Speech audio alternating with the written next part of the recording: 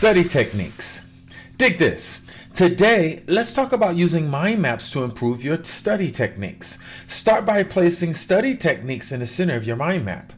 Branch out the key areas such as effective study habits, time management strategies, note-taking methods, and active learning techniques.